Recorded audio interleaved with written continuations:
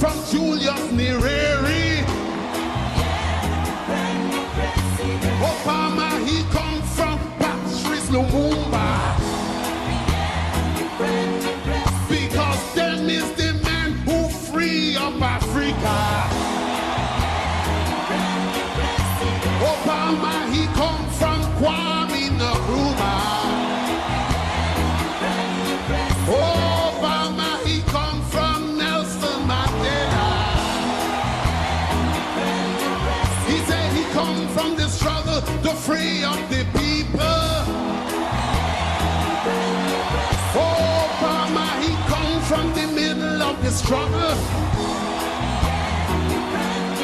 Oh, na na, oh, na na, oh, na na, oh, na na, oh. I could never leave the struggle behind me.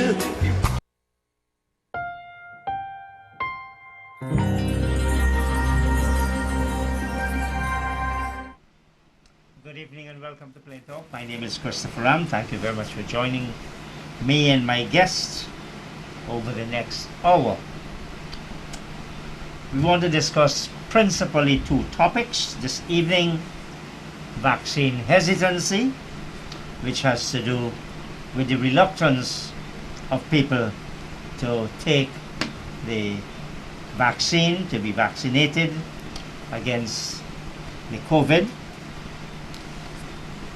And we want to discuss as well the conflagration in the Middle East between Israel and the Palestinians.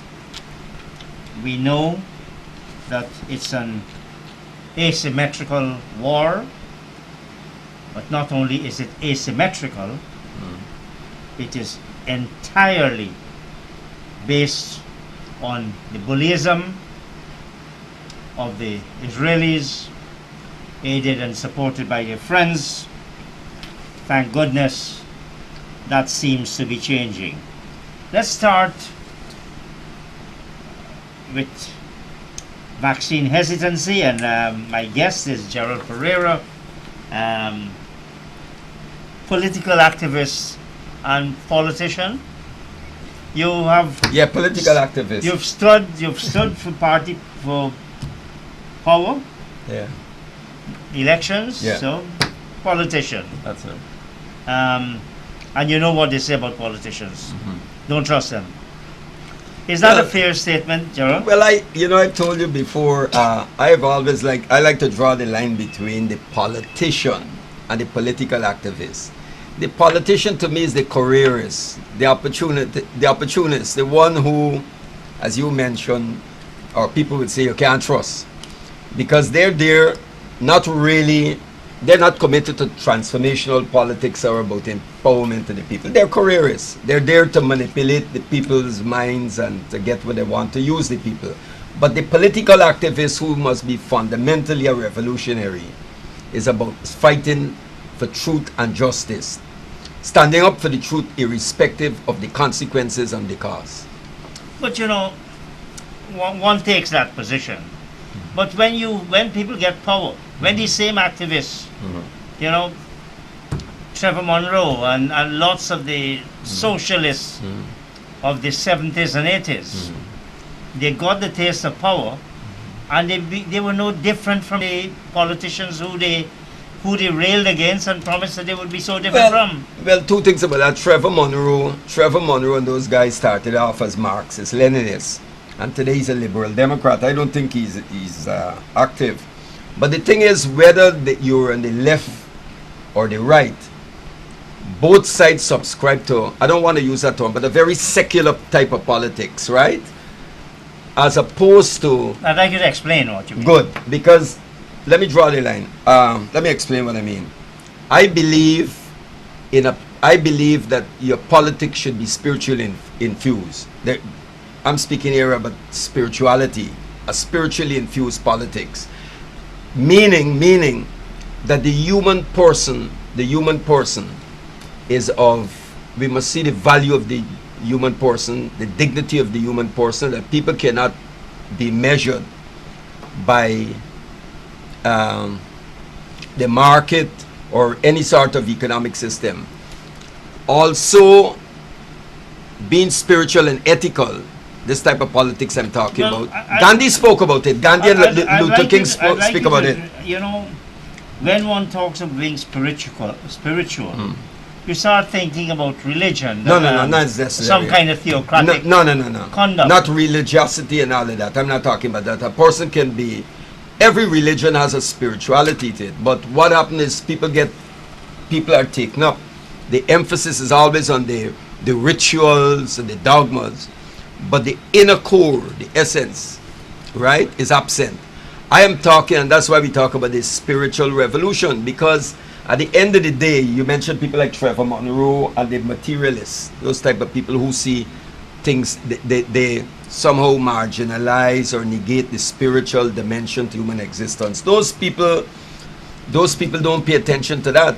They don't pay attention to that. Gandhi spoke about it, Martin Luther King, that we must emphasize truth. Our politics must be ethical. You know, we should tell people the truth. It's not an oxymoron. Politics must be ethical. Yeah. Which country you living in, Chad? Well, no. But listen to this. There is a tradition. There is a tradition that existed in other societies outside the European tradition, that politics was very ethical. African societies had it. Indigenous societies, they required people of the Americas had it.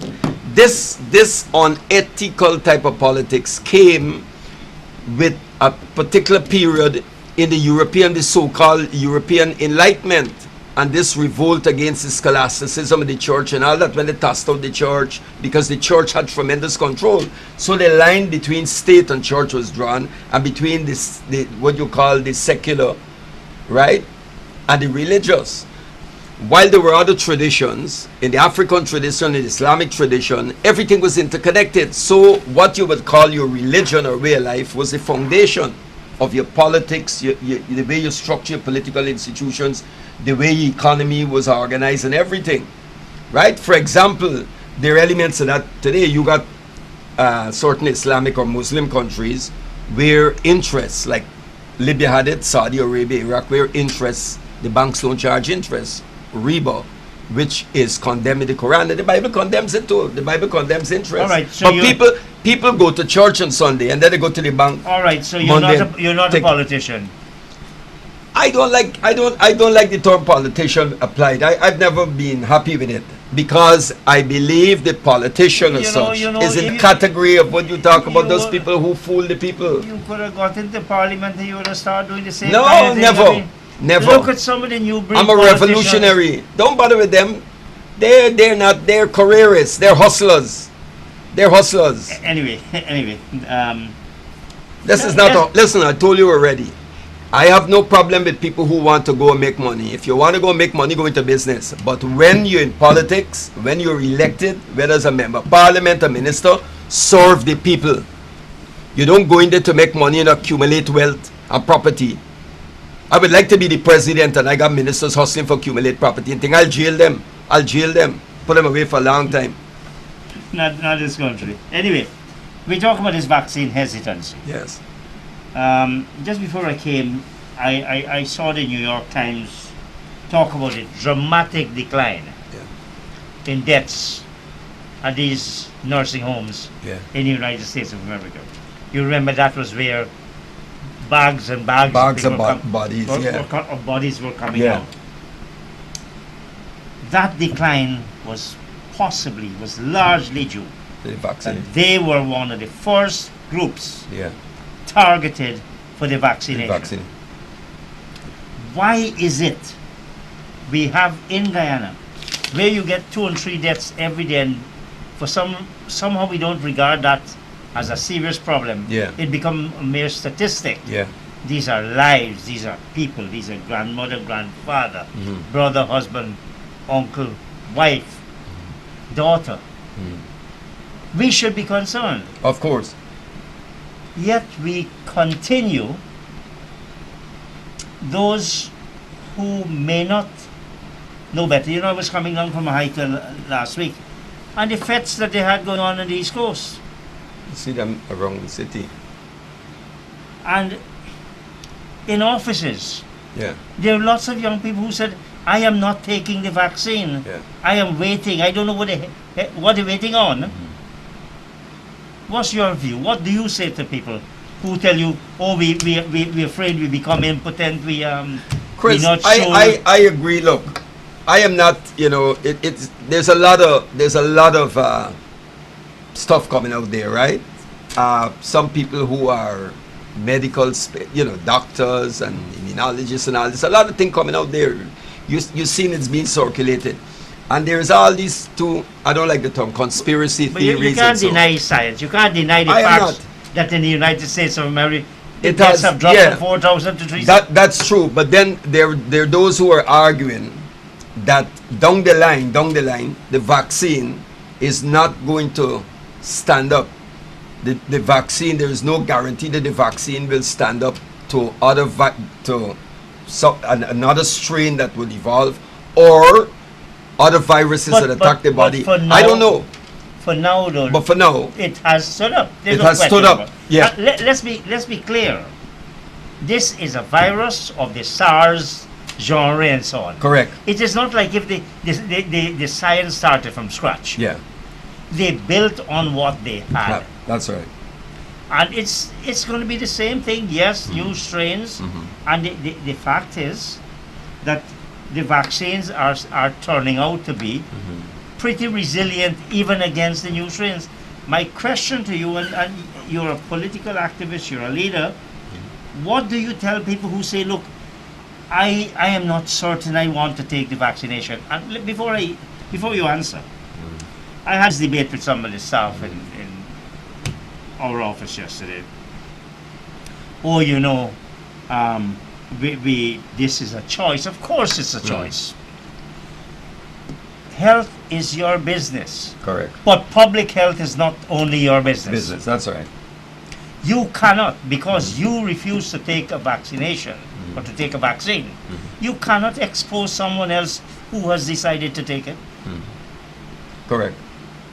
What are you telling people? What are you telling persons who Well, are I agree with you. I agree with you. When you look at not only the United States, in other places where they've embarked on the vaccination, they've been, tremendous reduction. People's lives are being saved. So, on being responsible, I would say, and I'm not going to deny science, right? It is better for you to take the vaccine than not to take the vaccine, because if you contract this virus, and it's the strain that although the Ministry of Health said they're not sure if other strains such as the Brazilian strain is here, is that it creates tremendous damage to your body, to the organs. Your organs are never, right? You might walk out to the hospital recovered, yes, but down the line,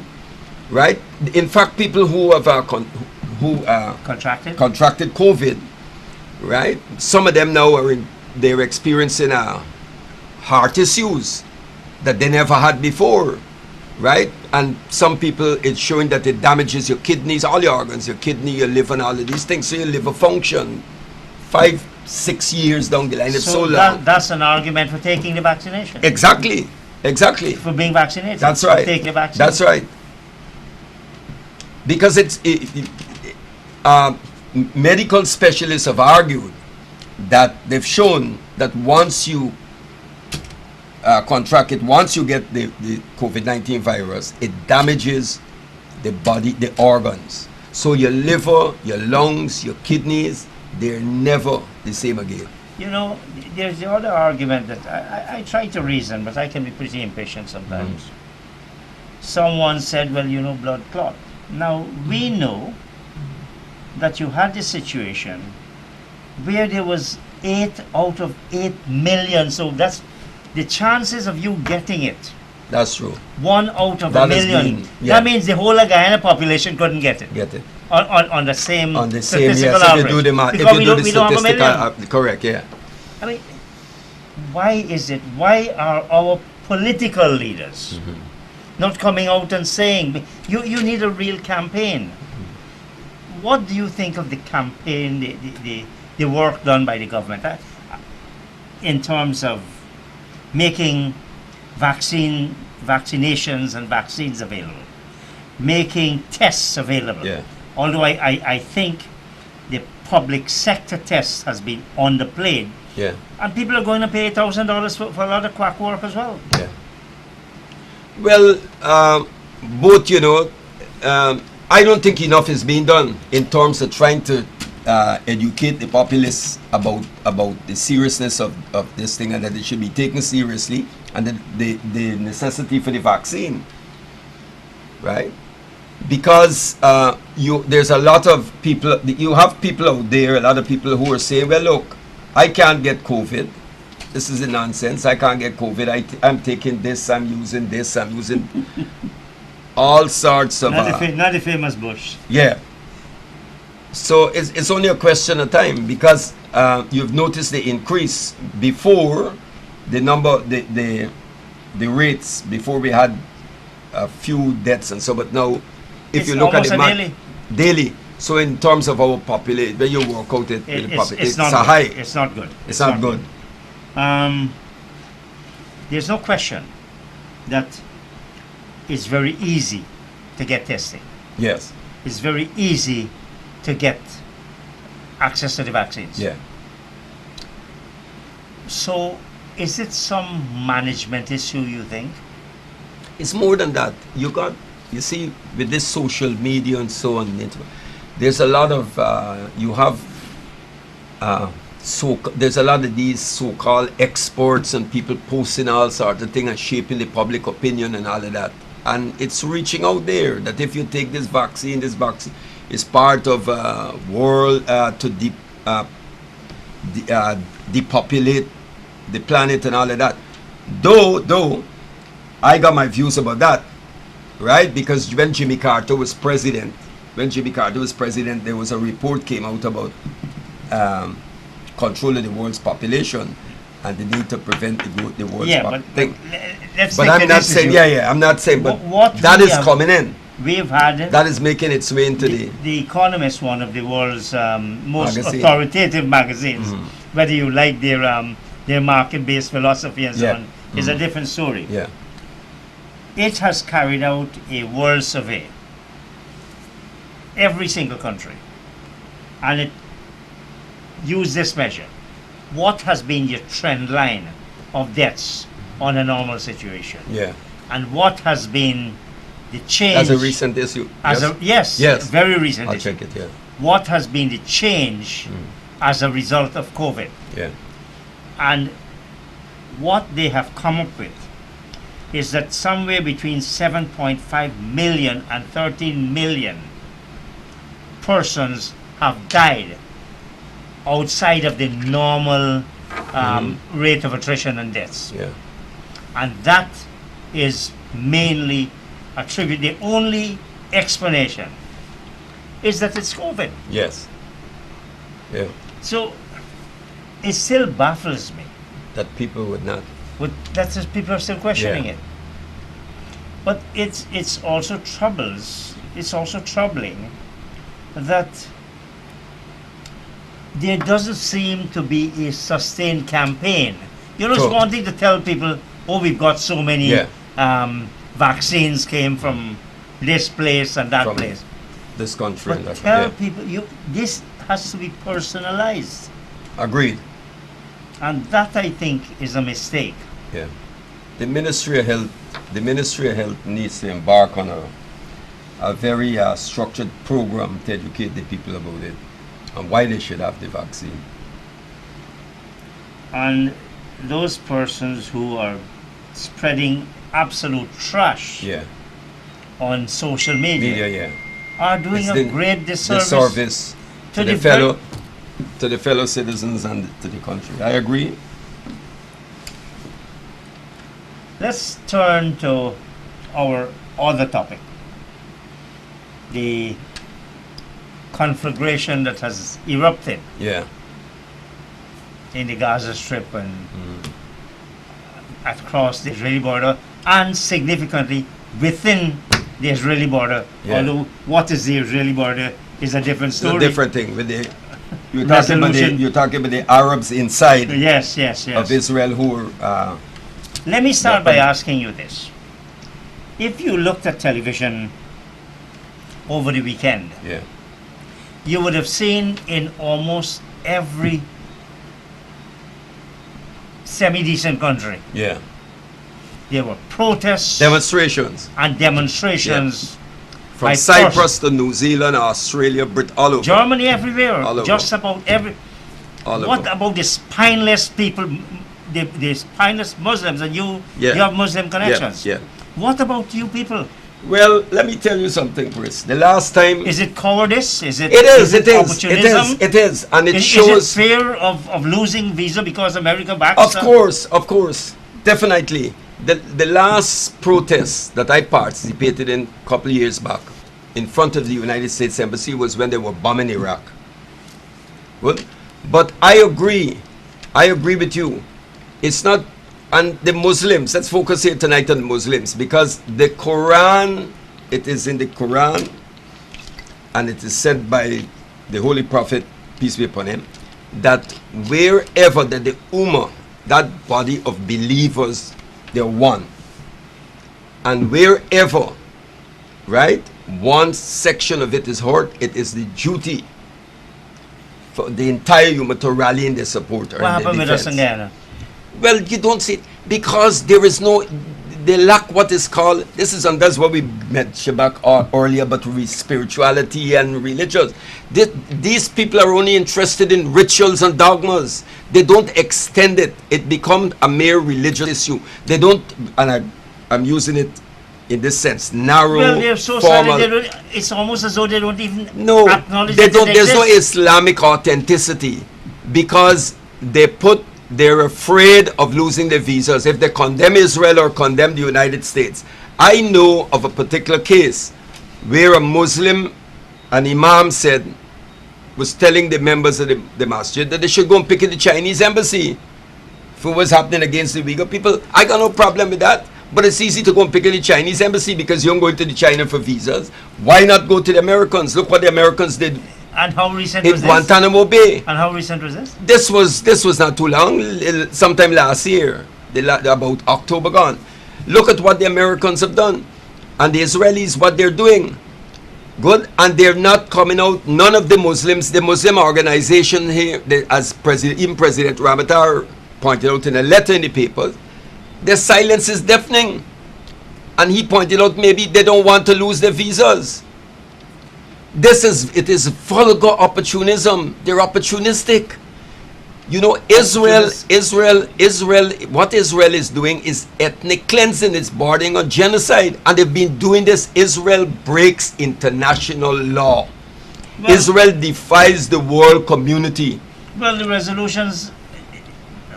The Security Council voted on President America. 242, Yes. America gives Israel $4 billion in aid, including weaponry, annually. We'll come to that. But Israel is violating international law. That's what they're doing. But this world. Where is the international law? It's double standards. It's hypocrisy. They only invoke international law. For example, when they rushed to the UN, they didn't even go through the normal thing. When they imposed the no-fly zone in Libya and said that Gaddafi was killing his people, it was a lie. It was shown that it was a lie. There was no killing of the plane bombing. But again, Israel, why not a no-fly zone in Israel? Well, we were talking, and we'll expand it. We're talking about the situation in Guyana. Yeah. You said it's rank opportunism. It is because these people, and this is what I'm talking about, Islamic authenticity, Chris. Islam has never defined itself, right? You would read the works of any Muslim scholar. Islam has never defined itself as a religion as such. It describes itself as a deen, a way of life. So it encompasses, it's a totality, right? The way you organize your society and everything. It's unlike that tradition that came out of Europe that Religion is religion, politics is politics, right? And the two shall not meet. And the two shall not meet. So what they do here is they preach, they reduce it to mere you pray, you give zakah, you make hajj, and you do the sort what is required. But when you carrying it, extending it now to the social domain, into social and political activism, into the areas of the economy and the politics and everything, they pull back. Is it that they don't know? Some know, and those who supposed to be knowledgeable don't teach this. They don't teach this to the people because they don't want to upset. You see, they don't want to upset the art of things. They don't want. They want their visas. They go to America. They go to Britain and all of that. Also, we go further afield now. Some of the very Arab states have been kind of lukewarm in their Well, they're sellouts. attack or lukewarm in their defense of the Palestinians. Well, look at this, because I see. Well, Egypt, Morocco, and all of them have normalized relations with Israel and all Is of that. Jordan one of them as well? Well, Jordan has always been, Jordan is there. Jordan is close, the monarchy in Jordan and its ties with the British and so. But the only country that has stepped forward, I notice Erdogan in Turkey has said that they will have to do something, and they enlisted support of Pakistan and trying to get the international organized, OIC? yes, to take a stand. Guyana is a member of the OIC, is it? Well, yes, they are. Yep. That's a little awkward, isn't it? Yeah, it is. It is. But they're going that more for financial to see who they could get in terms of aid. Well, now, but they're going to be challenged with something else. Well, exactly. And that's when your politics is unprincipled and opportunistic, you got to explain that. It's called transactional politics. Transactional politics. Yeah. Well, and sometimes it can cash, because if you take the OIC position, Yes. America is not going to be too happy with you. No. Definitely. And we don't want to. No. And you got Malaysia and all coming out. We don't taking a stand. want to be on the wrong side of America at this stage. The empire. Well, you see, this is it, and then we want to talk about That's your transactional independence. politics. Yes, independence and sovereignty and all of this. It means nothing. The situation in Israel or in the Middle East. Yeah. It really started what? 1948? 48 with the establishment of the state Israel. David Ben-Gurion, first prime minister. That was the Balfour Agreement. Balfour Agreement. We remember Roosevelt was not too keen, I think even the British at the time, about establishing the state of Israel as such, because Britain itself had wanted to control Jewish migration, the Jewish people go into Israel. And you remember they had this Storm Gang, Storm Gang, which was a terrorist entity, a Zionist terrorist entity, and they were fiercely anti-British, and they were people who, in the early days, they were even looking at working with the Axis powers. But it was so hypocritical. They assassinated the Swedish diplomat who was at the UN when he came in 1948. Count Bernadotte. But the other thing about this creation of the State of Israel, lots of countries did not want the Jews, and they decided, look, let's find a place for them. But when they came up, when they were looking for a place, a number of countries came up. Guyana? Do you know about that? Yes, of course. That when they were looking for this state to settle the Jews, this land, Guyana was one, I think Uganda, and I think, if I recall, Mauritius. I think Mauritius came up. And then somebody said, here, we can have a dagger. Because remember, after the end of the so-called World War I, with the collapse of the Ottoman Empire, and the breakup and all of that, there was they saw the need for, because you had the rising later on after the end of the Second World War and so, or the Second Great European War, the rise then the rise of Pan-Arabism and so. So it was necessary to create, because remember you had the Pan-Arabism with Nasser and Yes. the Ba'ath Party in Iraq and Syria, and the Arab nationalist movement, which later created different groups in the PLO and so. But one of the great ironies of this situation is that the Israelis justify their state Yeah. and right of return And biblical. and going back To the, may know how long. and that's one of the biggest. Yeah, go on. But hold on, they don't recognize the right of return Yeah. of the Palestinians. Palestinians in their own country. In their own country. You just take it away. You take it away. You surplus. They took it away, occupiers. And the thing about it is,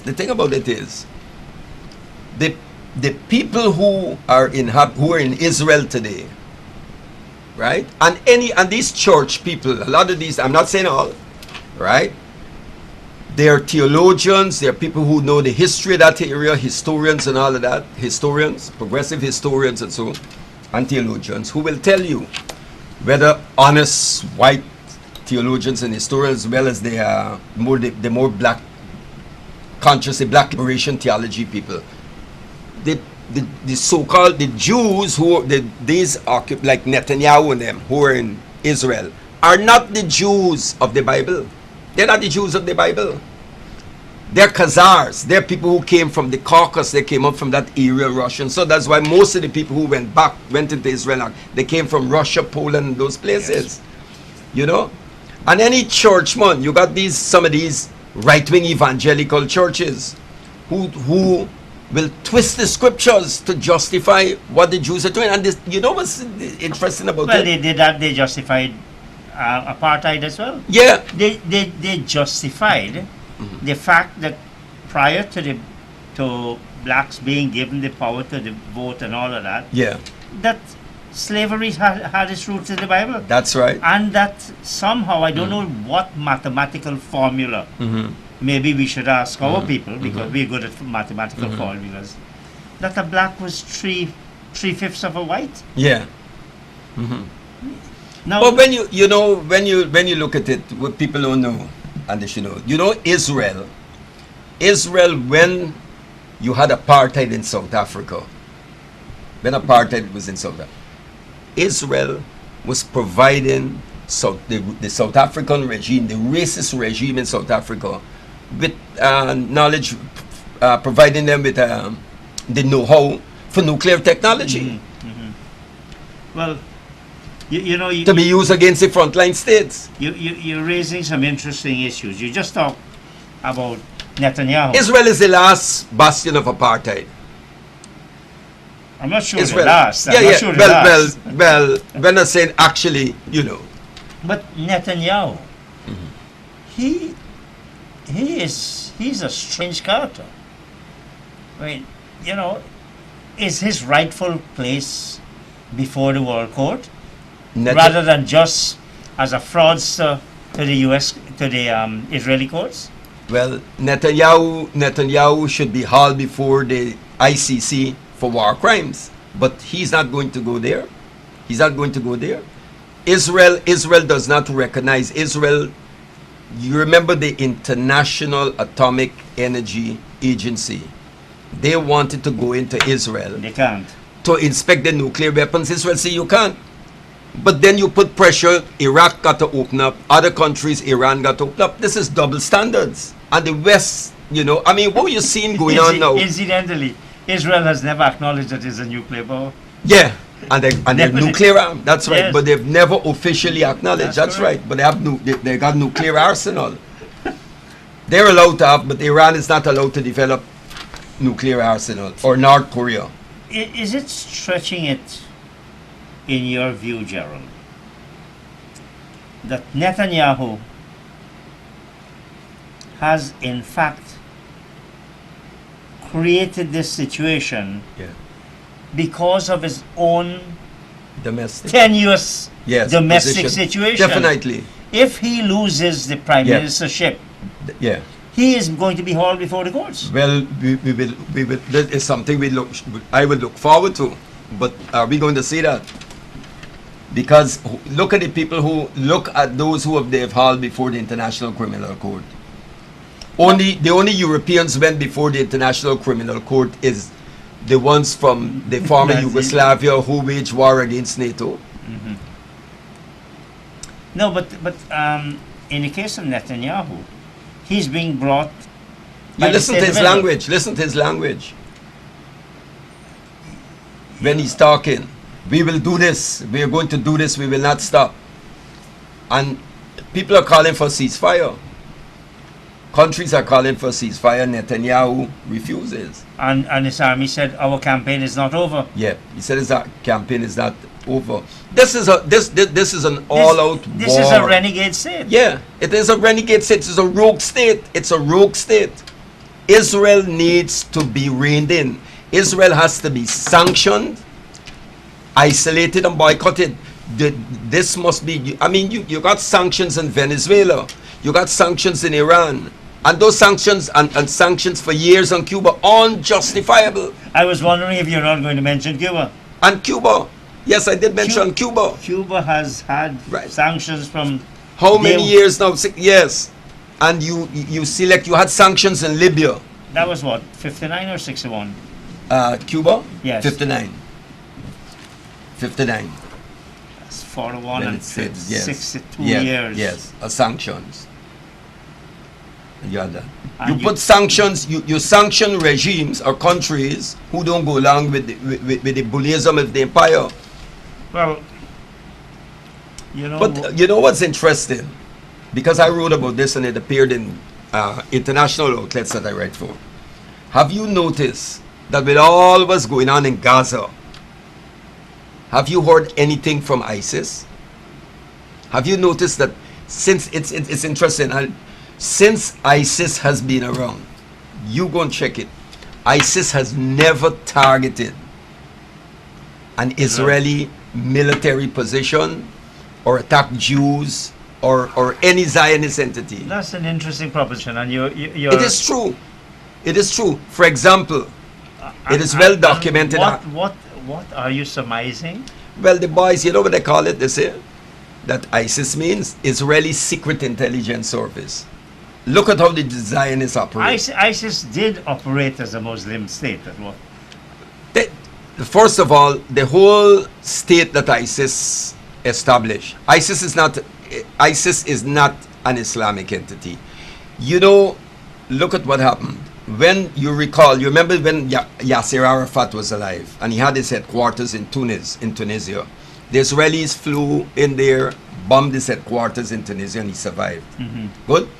While Arafat and major PLO leaders, because the PLO is the umbrella organization, but the largest group at the time was Fatah, which is Arafat group. The Israelis, and this is what's interesting, while Arafat was strong and fighting, you had groups like the Popular Front for the Liberation of Palestine, George Habash and them.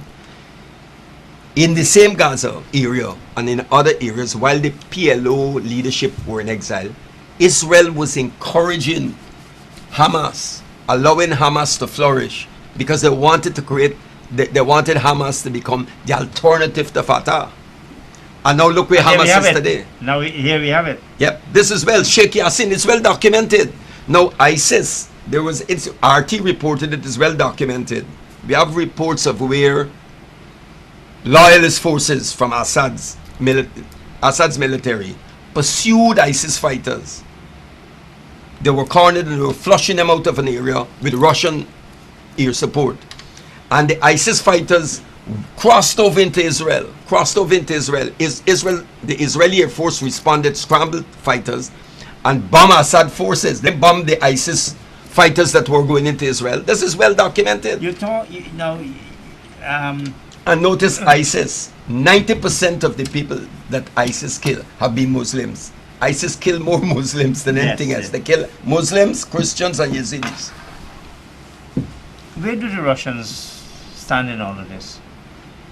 The Russians, well, the Russians went in and provide a lot of air support and some level of ground support to Assad, because Chris, No, I'm talking about in the current situation. in the current situation, Yes. with what's going on, well, Russia now with what's going on, I think Russia will vote against. But Russia got relations too with Israel. Russia has strong relations with Israel.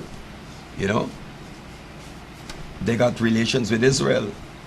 So I don't, the Russians, all these big powers do things and play what's in their own interests.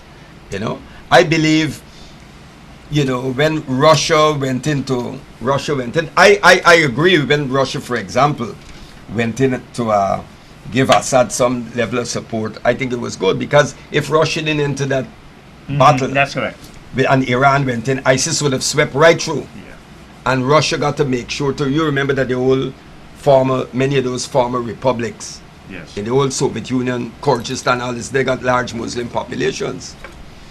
We want to go back. You're talking about the countries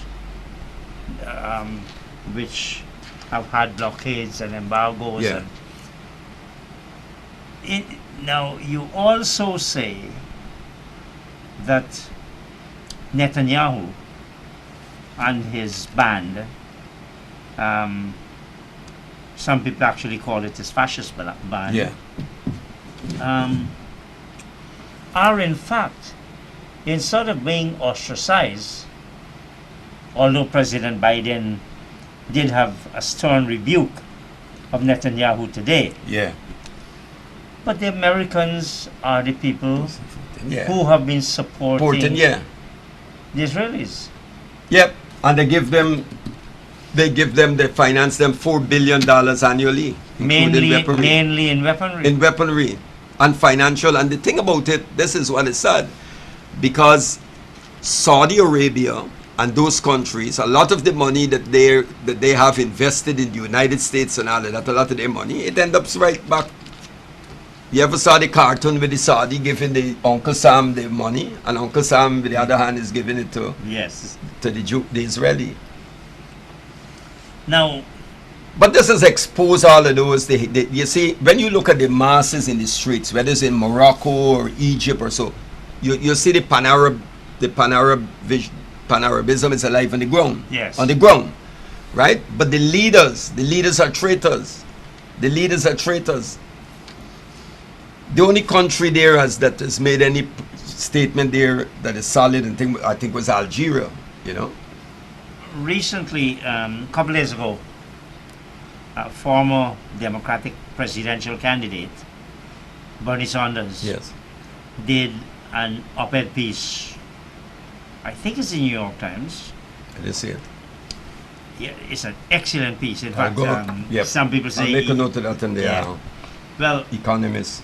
he actually said, he ended by saying, drawing on the parallel from the Black Lives Matter movement, Yeah. he said Palestinian lives matter. Matter. Yeah. Do you see, as you know as well, you've got two Muslim congresswomen. Yes. The one woman from Somali Somalia? background and the other one who's From Palestinian. Palestine, yes. Mhm. Do you see, then you have Alessandra Ocasio-Cortez. Cortez, progressive, With, democratic very socialist. progressive, Yeah, very progressive, democratic You've got Bernie socialist. Sanders. Do you see a shift in America in relation to Israel? I'm seeing it and it's coming. You'll see more of it. Now that you mentioned Bernie Sanders, the DSA, the Democratic Socialists of America, they were around for since the days of Michael Harrington, who wrote The Other America, the book that shook Kennedy up.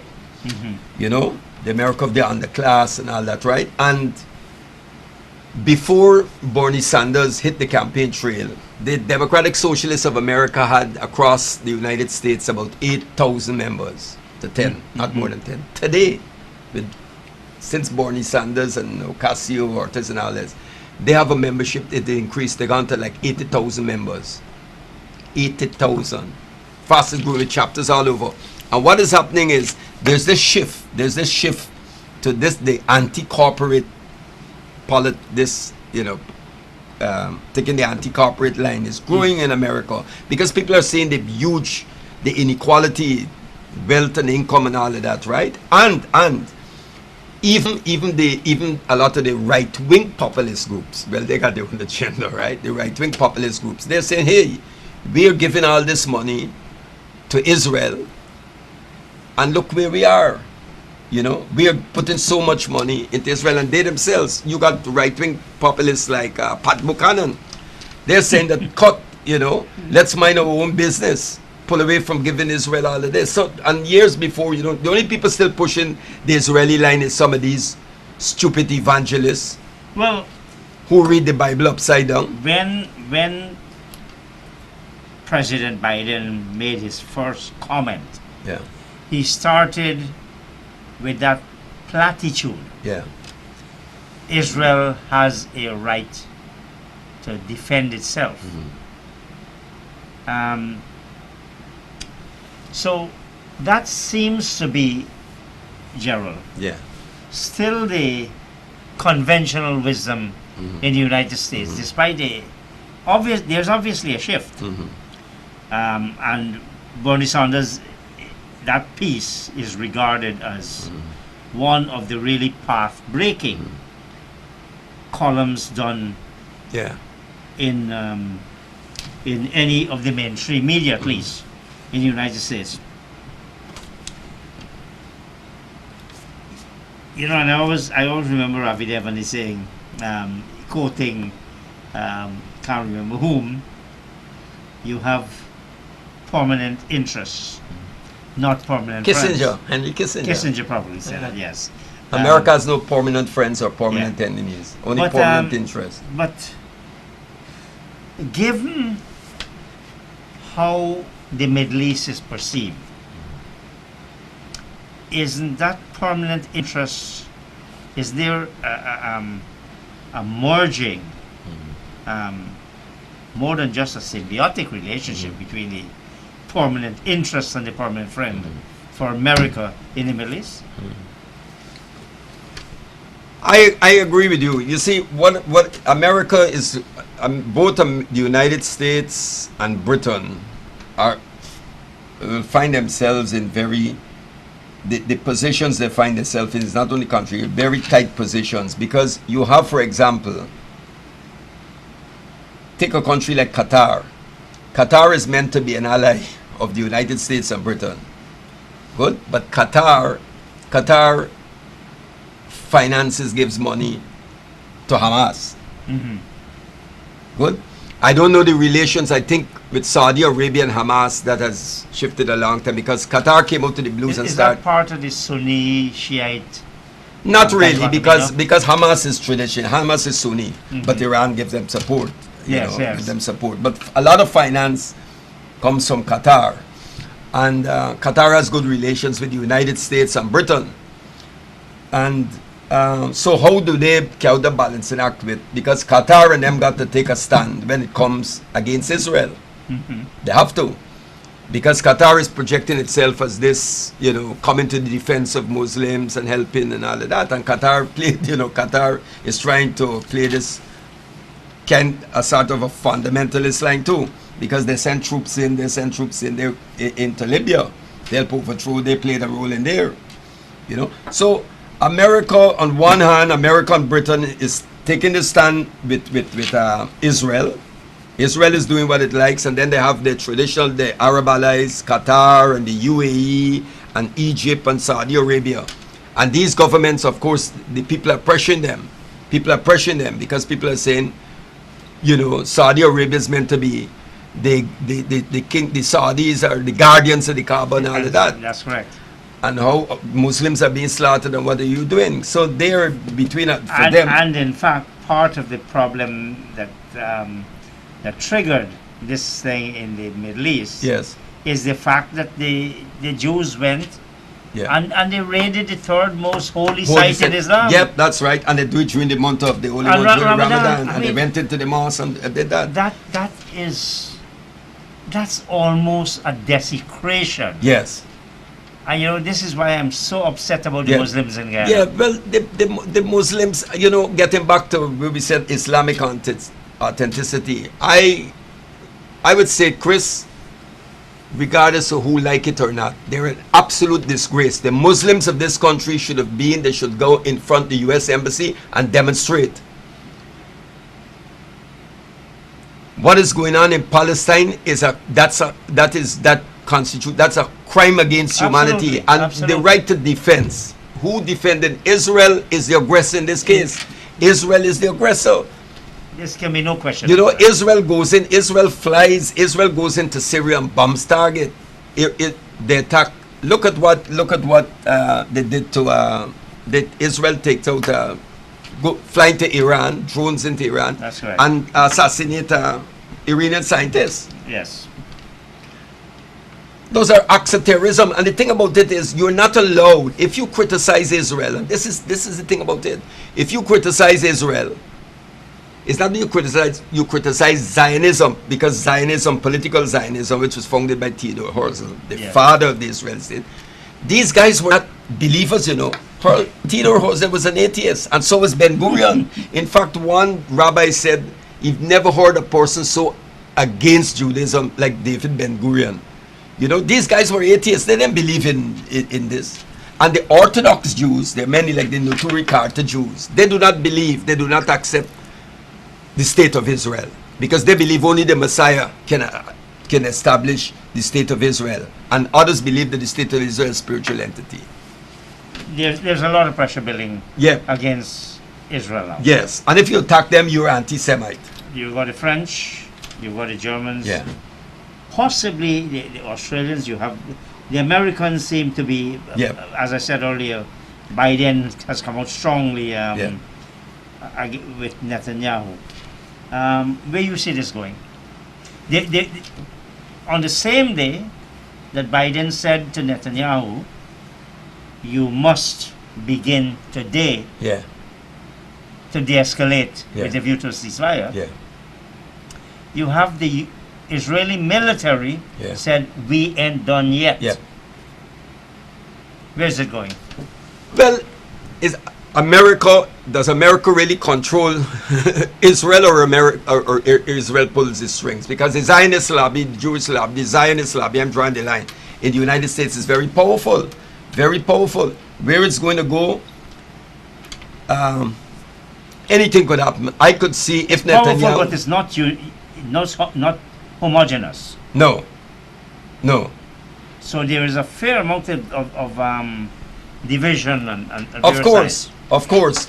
Because also the Americans, Biden, them don't want to isolate the Arab allies.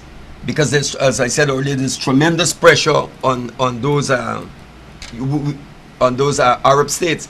I think if this thing continue as it goes on, if Netanyahu continues, you're going to see, I think other countries, I don't know, could happen possible, Turkey might intervene, right? Because Erdogan has his own agenda. Neo-Ottomanism, he has his own agenda. He has troops, supporting troops and the Free Syrian Army and taking up space in land in Syria and so, right? And he's even building this Turkish military base now in Somalia, Yes. Yeah. right? And they're offering scholarships to Somalis and others. So Turkey is trying to, Turkey is it's flexing its muscle too. But it's going, I think this so-called, I don't like the term, the Arab Spring, good, but you could see a massive uprising against a lot of these useless, corrupt Arab leaders. Did you expect to see These Pakistan Arab take a more overt position? Well, Pakistan has so far endorsed the Erdogan's position that they need to take a strong stand against Israel and put together. But I don't know how far they will go, because you got to remember the Imran Khan might be the prime minister, he might be an officer. So, but the Pakistani military is an entity unto itself. You know, they're an entity unto itself, and the Pakistani intelligence service, they play with the Americans and they play with the other groups, like the Taliban, the Pakistani Taliban, and those groups. You know, they work with them. So these guys, you know. You think that there's not going to be a united Pakistani response?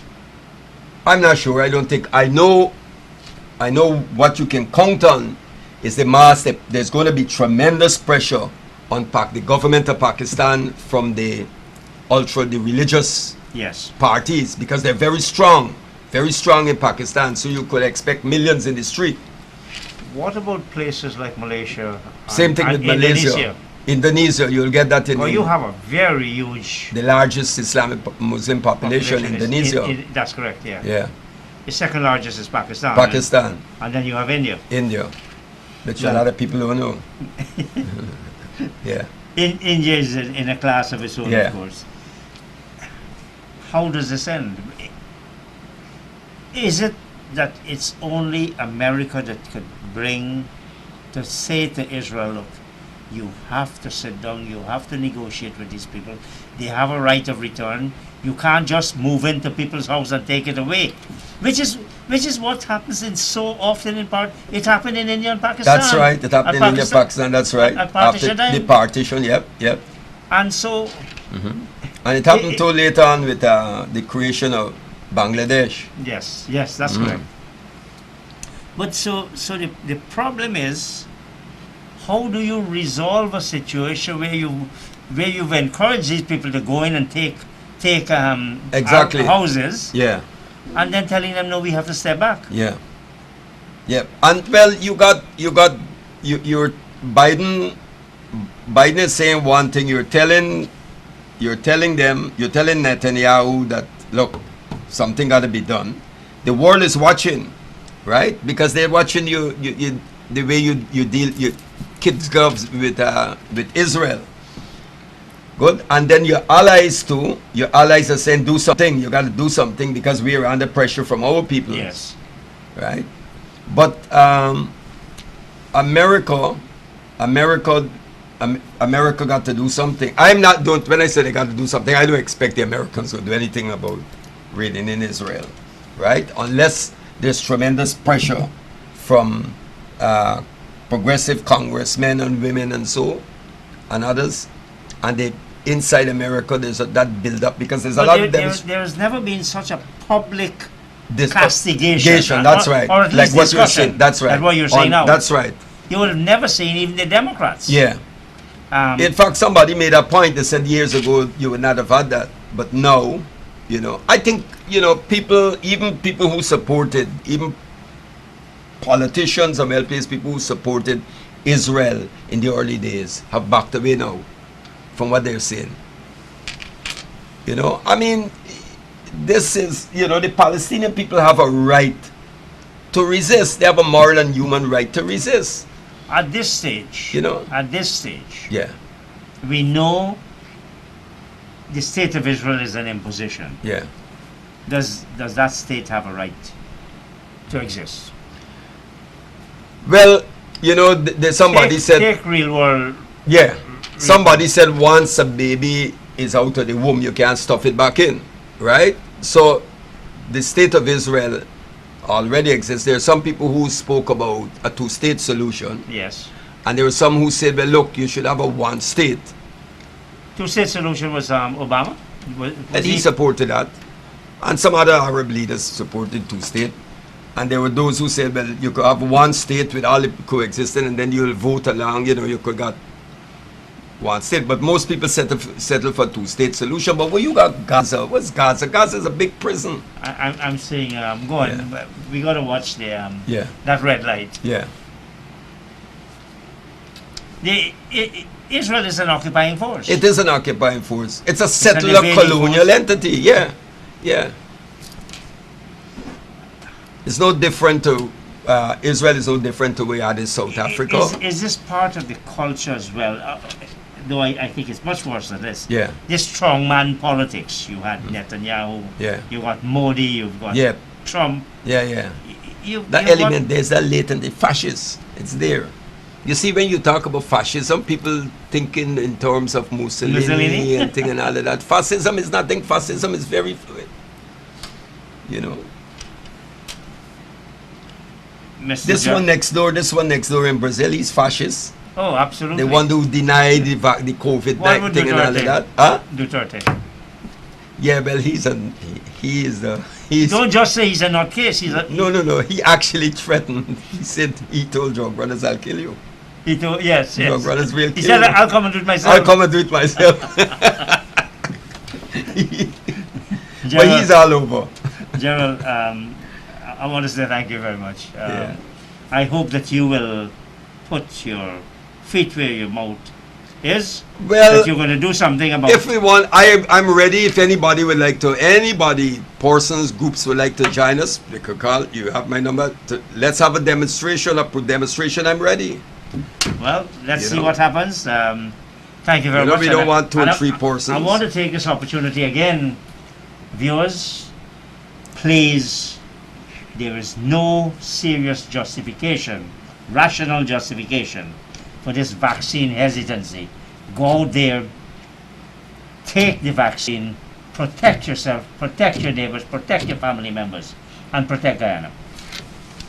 So on that basis, let me say, operators and viewers, thank you and good night. You have done.